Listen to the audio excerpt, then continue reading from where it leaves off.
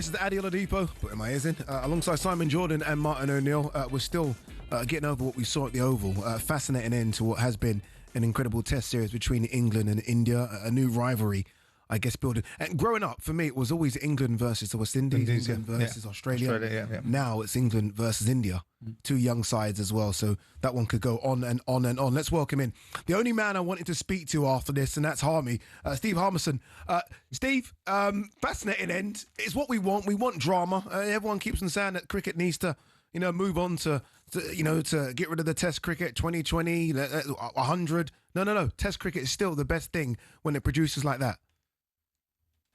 Absolutely, Ali. What a test match. What a great way of drama to end. I mean, this game was dead and buried, 15, 20 overs ago, about 5:30 last night when Root and Brook were going so well. But to see the way it finished, I mean, Siraj has been an absolute champion throughout the whole series. He has never stopped. He's played every single test match right till the very end. I think the right result is a draw. It is, because I think the way India have performed, I mean, the stats of this contest, they've took more new ball wickets. They've scored, individually, they've scored more runs than the majority of the England team. England have found a way in the games, which is a great characteristic to have.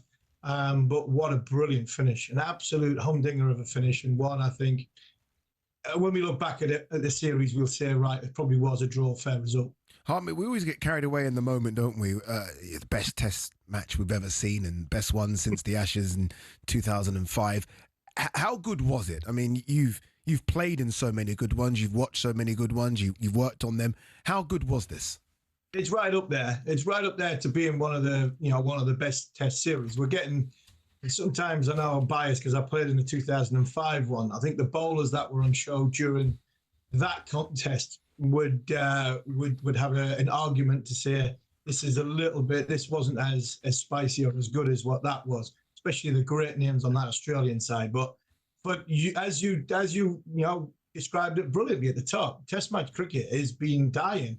Even the likes of Michael Vaughan, who captained that famous team in 2005, he's been advocating for 4-day cricket. I mean, we wouldn't have had this finish if we had a 4-day game. So, look, I think you're right, but in sort of setting it up, Test match cricket needed an injection. I think it got one 20 years ago. I think it has one now. Australia played the West Indies about 3 weeks ago. And that series didn't just look like a different contest. It looked like a different sport to what India were playing against England. So it is alive. It has been a great series, and it will be remembered for quite a lot of things. Some close finishing, some individual brilliance, but also some spikiness as well. They've been really having a go at each other, these two, which I think we've all enjoyed, and that's what made the series better. But I think all in all, it just shows the best format of the game is the test format of the game because it challenges you the most. Yeah, and the numbers that turned up as well, Simon. We're looking at the Oval here. Bear in mind, a lot of those fans knew it was only going to be 45 minutes, an hour at most, and it was packed. Absolutely. I mean, we talk about the draw of cricket in terms of the idea that we went to the poll to people that listen to these shows and talk about what their favourite sport is. Cricket is a fabulous sport, and when it's competed, when it's played in the way that these two teams have played, and there's been a lot of spike, a lot of observations, and people would wanted to see outcomes. And there'll be some people talking about the fact that the game was taken off last night and how that might have affected the outcome. These are the circumstances that you've got to play in. Were you disappointed this morning with England's batting, Steve, or you just think it's the nature of the beast? I think the Chris Folkes one was, you had to try and get it finished before he came in. It was better the way the ball was moving. I think you had to have a go. If I was going out there at number 10, I'd be thinking, right, if I was trying to stand here and defend my stumps, I'm gonna be LB. I'm gonna get an LB bowled. I'm not good enough to defend my stumps because I'm a number 9, number 10, number 11. So the best form of it in defence in this front is try and attack. And sometimes it might look as though you're running the risk and you're playing a high risk game. This was always be the way to go, because at the end of the day, you try and defend for off stump, you're going to miss one. The ball's going to be swinging, it's going to be seaming, and you'll get nicked off. So the best way to put the fielders on the back foot, which I thought Gus did brilliantly, got everybody on the boundary after hitting that 6. You're damned if you do and damned if you don't in this situation. If you try and defend it and you miss one, why didn't you have a go? If you try and have a go and it looks awful, where you've got all the men back on the field. It is a very, very difficult situation to go in. And like Ade said, with a big crowd that's in, the pressure on the situation, even the umpires, I think the umpires had a shocker at the end there. And I think the pressure got to the umpires because the Overton decision was a poor one. Dharmasena, the Jamie Smith one, Kumar Dharmasena, who's the umpire from Sri Lanka, it was a blatant nick and it was an easy catch. And I don't think he was going to give it out. And even he DRS'd himself. So the umpires were under some serious heat. And I don't think they handled the end of the game very, very well. So all in all, I mean, when the pressure's on, I mean, it takes some cool character to stand up, and Mohamed Siraj did that. Simon made a great point earlier that growing up watching Test cricket, it was a lot slower. Batsmen were prepared to stay there for 4 or 5 days just to get the runs. It's now so much more aggressive, isn't it? I mean, they now are swinging from the fences. Is that just because there's been a lot of pressure on Test cricket because of a lot more younger kids are excited about sort of one-day cricket and 2020 cricket? Are we seeing cricketers now, especially batsmen, become a lot more aggressive to entertain the fans?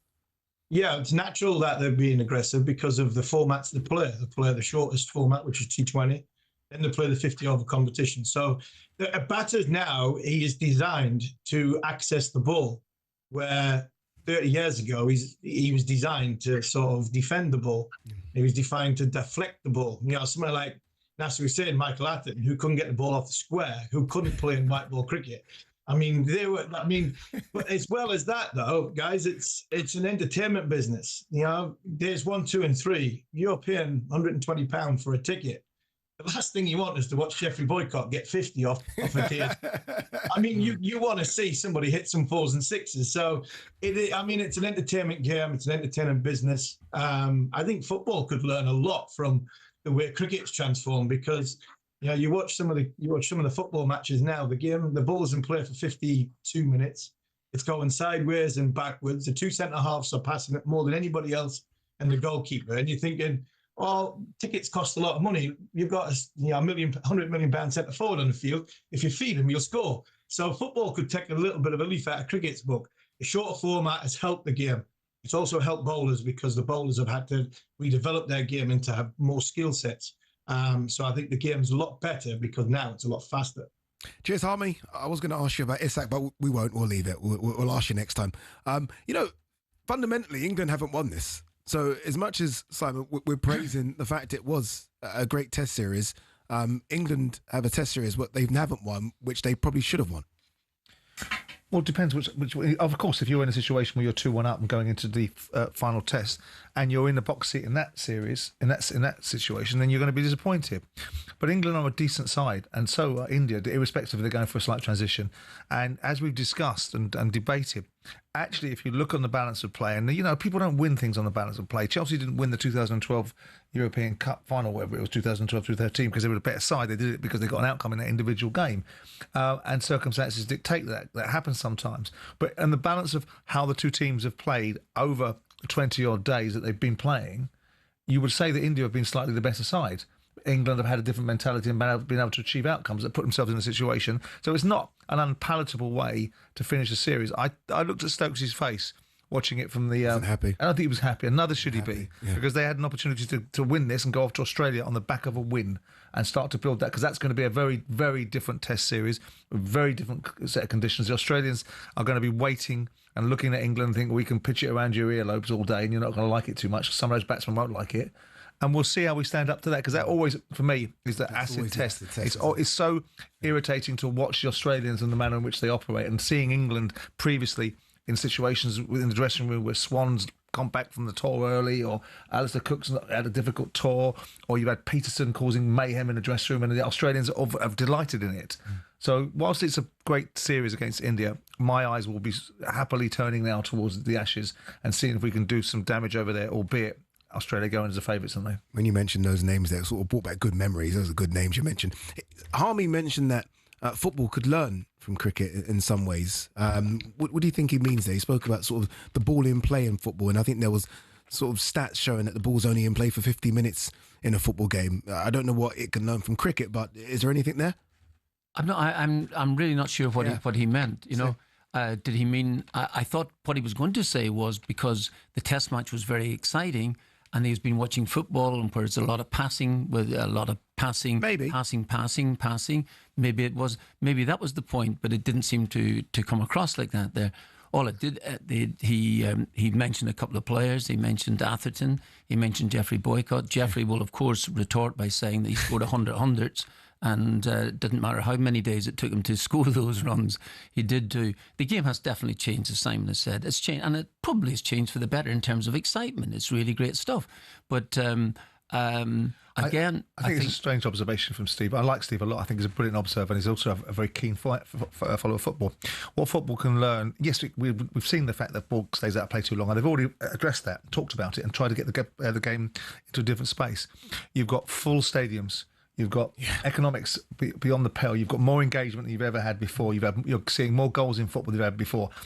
I think that's a moment of euphoria watching the sport that he's primarily indexed to and using it as a comparison for that moment rather than realistically saying that football needs to learn. And they need to change their formats. Yeah. They were dying on their arse. County cricket, by the way, is still dying on its backside. Of course it is. And it is. And also, here's the point. We all love cricket here, but those people who don't love cricket, who may be watching that for the first time, think that's an inordinate amount of time for a fella to complete 6 balls, By the time he runs up, the fella pats it down. And then he comes back. Look at the defence of football here against cricket. It's incredible. How dare Steve Harmison try and attack football? No. We love cricket. We also love football. On AM, on DAB, via the talkSPORT app and on your smart speaker. talkSPORT.